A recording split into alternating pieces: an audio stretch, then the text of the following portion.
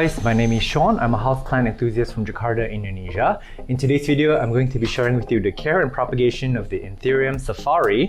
This Anthurium is from South America, from Colombia and Brazil, if I'm not wrong, from the rainforest. And a lot of these actually come from high altitude in like cloudy or foggy type forests. So they do, in high altitude, they do get a little bit more light, but then that dense fog and also the canopy above would kind of shield them. So they really appreciate what we call bright indirect light, or bright shade rather. This plant cannot take a little bit of direct sunlight as shown here. This one leaf here is actually reaching out a little bit from the rest of the leaves, and this was actually a little bit burnt by the light. So this is actually not badly burned because they can turn black. This is, I would consider this to be lightly burned, where it's like turning yellow or a lighter green color on the surface of the leaves. So yeah, they like to be in shade. So I have this grown under a rack where it gets diffused light from above, and it's doing really well. This can flower for a very long time. I would say about 3 to 6 months, depending on how you care for it. And the new leaves come out really cute with this beautiful bright red here that will expand in size to become this typical Anthurium leaf, I would say. In terms of watering, it really depends on the substrate. I give it a very airy substrate. I can't remember what is in here. It looks like the forest floor potting mix, although it can take arid potting mix.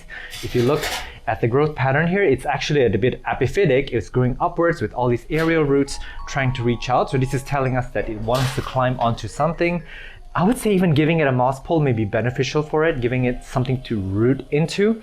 Sometimes when it's not so high up, you may want to top dress the middle portion of the stem here with sphagnum moss, so that it will encourage those aerial roots to come out, because the more roots you have, the more vigorous the plant will be growing.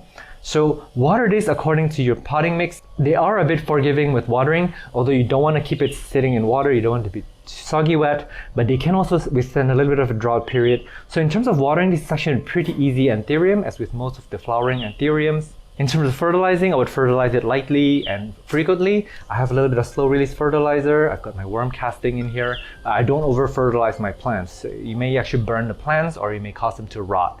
And this plant is actually really well known for its beautiful flowers. If you look at the veins on these, this is really pretty. It's got red with like this peach cream vein around the leaf. I'm usually not a big fan of flowering Anthuriums, but for this one, man, I just knew I must have it the minute I saw it online. So in today's video, I'm going to cut it up. One of the fastest way to propagate this plant would actually be to pollinate it, but I don't really know how to do it. I will eventually in this channel figure it out. It takes a lot of patience. You need to wait for the right time. But really quickly, this spadix here, this is actually not the flower, have a lot of tiny flowers inside, and you will need to wait for the right time, because it will be a female plant for a while where it releases sticky sap, which signals to us that it's going to receive pollen. And then it will also turn into a male portion later after the female portion has dried up to give you pollen. So how you would pollinate this is just to wait for the male portion, which is in the later half, and take the pollen, freeze it, and then wait for the right time for the next flower to come up. And when it's a female sticky portion, you want to take the pollen out and rub it on the female portion. That's when they will receive the pollen, and then they would ovulate and turn into fruits and seeds. Sometimes they do self-pollinate, but this is pretty rare. And sometimes you can kind of rub it. That it's really hard for Anthuriums to have male and female parts to develop at the same time. So yeah, your best bet is to just take the pollen and freeze it. But that's too common. This is another video for a future date. But yeah, today we're going to be propagating this using the stem cutting method. And this is a little bit tricky because the internodes are very close, and I'm really curious to see how many plants I can turn this into, because the Anthurium safari is very difficult to come by here. This is not a cheap plant. I have actually bought a few of these before, but then they turned out to be fake. The flowers, they were not this safari pattern. Alright, so a little bit of anatomy lesson before we cut it up. So Anthuriums are an aroid, and they have this similar type of growth pattern where it's got one leaf, and then the one leaf would give you one main stem and a potential aerial root, but it would also have a growing eye somewhere. But as you can see, the internodes here are super close together, so it's going to be really difficult to detect where the growing eye is. But all of these below, they used to be dead leaves. I actually don't know how far down the potting mix the stem goes into, but let me see how many plants I can turn this into. Okay, so the most logical thing to do is to unpot it I think I kept it in its nursery potting mix because it looks super filled with rice hull, and it's very clay-like. So yeah, sometimes I don't repot it. If the plant looks happy, I just leave it alone. But let me check the roots.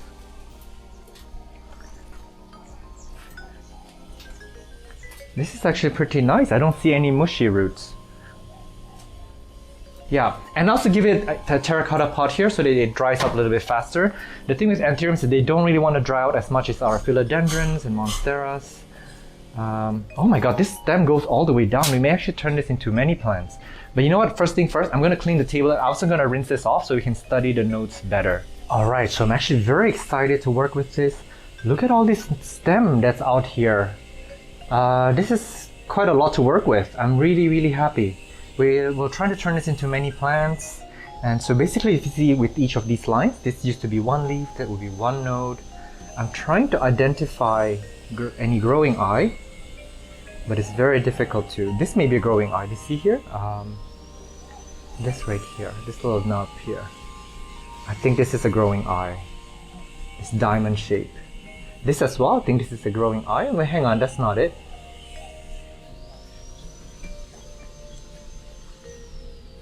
This right here, that's a growing eye for sure. Some of the growing eyes are more obvious than others. This one is also a growing eye. So each node will have one of these and a set of aerial roots. But with anthuriums, they actually don't really need the roots. Actually, somehow they store a lot of energy on the stems. So without the roots, they can actually push out new growth as long as there's a growing eye. This one looks a little bit rotten off, so I'm not really going to be investing in this particular section of the node here. So yeah, I'm gonna just go ahead and start chopping it up. My first cut is here actually, because as you can see here, this is a growing eye here. So I know that this will definitely push something. If I plant this right now, plant this thing, it should push out this growing eye or even more down below. But I'm gonna be a bit greedy today, so I'm gonna be planting a little bit more. And I wanna get ready my, what do you call this? Activated charcoal. This is to sterilize it, to reduce incidence of rot. And also I want to prepare a lot of sphagnum moss and a lot of pots. Alright, so let's continue on. So yeah, this was the growing eye before, so we want to cut, let me see, I want to take a little bit of roots. So I'm going to cut there. And then I want to rub the bottom with a bit of the activated charcoal. Get the little pot here. And with moss, you really want to keep them a little bit dry. You want to squeeze the water out where possible. And you don't want to use a lot of moss because you don't want to drown the plant. Moss can get too water retentive. And okay, I'm just going to tuck that in nice and snug. I actually put it at a 45-degree angle so that the roots are touching into the moss, and then leaving the growing eye facing up so you can actually see the sky, because the node can actually somewhat photosynthesize a bit. And I just want to keep this humid. If I want to go extra, I can actually cover the top with saran wrap to keep it humid. But yeah, this is all it needs. It needs to just be a little bit lightly humid. Now going down below. Now I'm not actually sure if these growing eye are actually active or not. Some of them may have been dead. It is quite likely. So I'm going to just cut this into two. See here? There. And I want to make sure to remember which side up it is. And I forgot to mention that anthuriums, they love sphagnum moss. They love to be propagated in moss. This here, I actually see a few nodes, so I may actually risk it. I may cut this in half further. Just to see, because I see many lines here.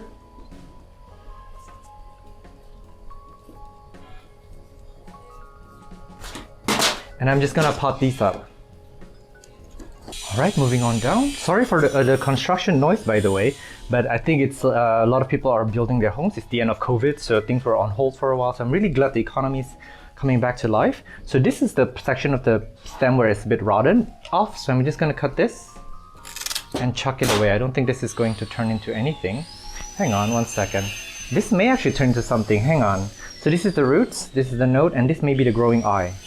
See here? Yeah, this is it. So I'm gonna plant this up actually. It really loves that humidity, that fluffy, airy moss.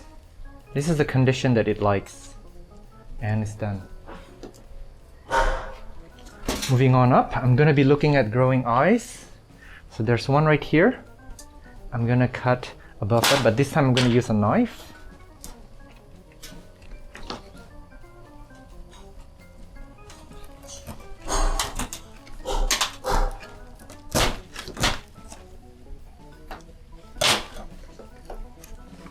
Nice, this is a nice, beautiful cut. So as you can see, this is how I cut it. And I got a leaf with me, that's amazing. This doesn't always happen. And what happens with the leaf is it's going to help along with the photosynthesis. The leaf is going to help give it a little bit of energy because it's got some roots here for it to push out the new shoot and to push out more roots. So that's amazing to see. This one, let me see, how am I going to get it? This is a little bit hard when you have the leaf because the whole pot may just fall over. So a bit tricky, definitely a bit tricky. All right, I'm moving on up. The next growing eye I see is this one here. This one. I'm gonna cut above that.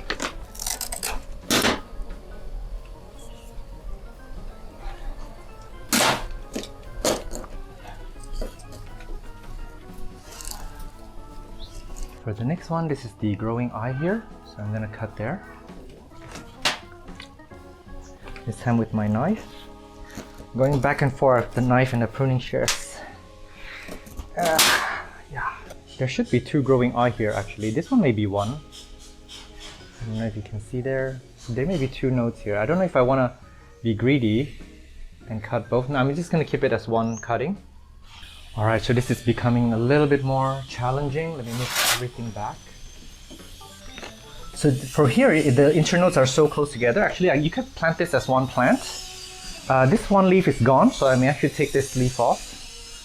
It's not really doing much for the plant at this time. Put a little bit of charcoal down here.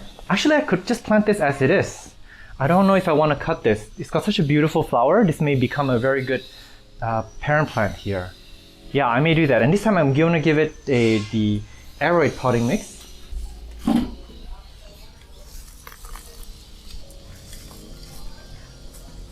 Alright, so I've potted it up in its original pot. So as you can see, I only filled it a little bit with aeroid potting mix, which is about half full. I will have to water this almost every day because this dries up so fast in a terracotta pot combination. And as this plant grows taller and taller, it's going to have that long stem that we saw earlier. I'm going to add more potting mix later to it as it grows up higher.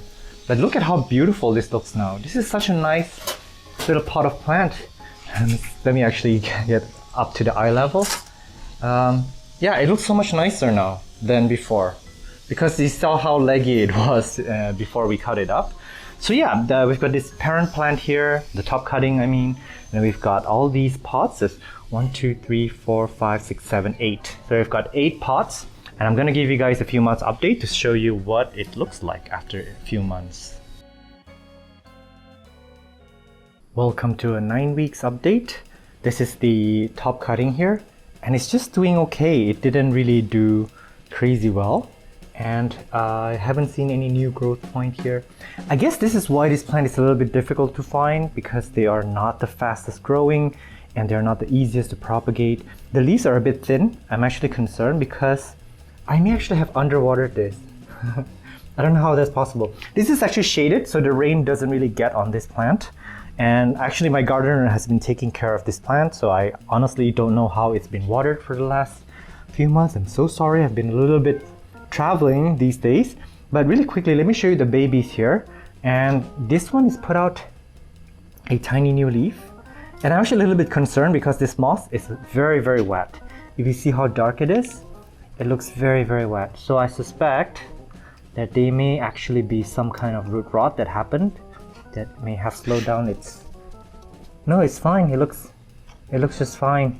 Yeah, I'm gonna pot this back soon. It looks fine, but this is actually a little bit on the overwatered side, I would say. The potting mix cannot be this damp actually. This other pot is putting out a new baby leaf here. Very cute. They're actually very, very slow. This one has put out a decent sized leaf. Imagine it's gonna take me so long to get the flowers back. This one is the mother plant, if I'm not wrong. I haven't seen the old footage yet, but this could be one of the, never mind, no, this is one of the stem cuttings. It's put out a little baby here. This one is the one leaf propagation, and it's put out one new leaf here. It's not unfurled yet. This one here, let me see if there's actually even a viable node in down there. I was hoping that something would sprout from this point here. That could be the growth point, but nothing yet has grown. This one looks to be, oh no, it's fine. I thought it would be overwatered, but it doesn't have a lot of roots for some reason, and I don't see any viable growth. Or maybe this one is. I'm not sure. There may not be a node at all in here. Hang on, let me look carefully. Let me study it. Yeah, there may not be a growing eye on this cutting. Something rotted up here, or maybe that could be something that could potentially be the growing eye or something that grew out of it. But I'm betting my horse money is this little nub in the middle here. But this is not really, I do suspect root rot. Hang on. No, this is firm. This is not mush at all. So I'm a bit confused, but I'm gonna keep this on the underwater side, and I'm not gonna give up on it. So I'm gonna keep my eye on it. And then this one here has put out a leaf. This one here, I'm pretty sure is mush. Yeah, if you look at that, squeeze, yeah, that's overwatered. And this one, hang on, my hand is just dirty, so I'm gonna switch hand. I'm gonna switch to my right hand because my left hand is covered in whatever juice it is. This one's putting out a new growth point here, so you can see, but it's doing okay. So I'm gonna inform my gardener tomorrow when he comes in to let him know that, you know, these guys maybe need to be a little bit more less watered less frequently. I mean, sorry, it's the end of the day. I'm really, really tired. But I guess I'm gonna end this video here because this is the Anthurium month. So I'm gonna cover all my Anthurium propagations and care in this one month of February. But just have hope that these guys will do okay because they are showing signs of growth, but they're very slow growing, and that's why they're a little bit difficult to find in the market. But once you get the flower, my goodness, their flowers are to die for. Thank you so much for watching this video. I'm at Botanist on Instagram. If you want to DM me on any questions regarding plant care and propagations, I'll try my best to get back to you. Meanwhile, do take care and stay safe. I will see you in the next video. Bye.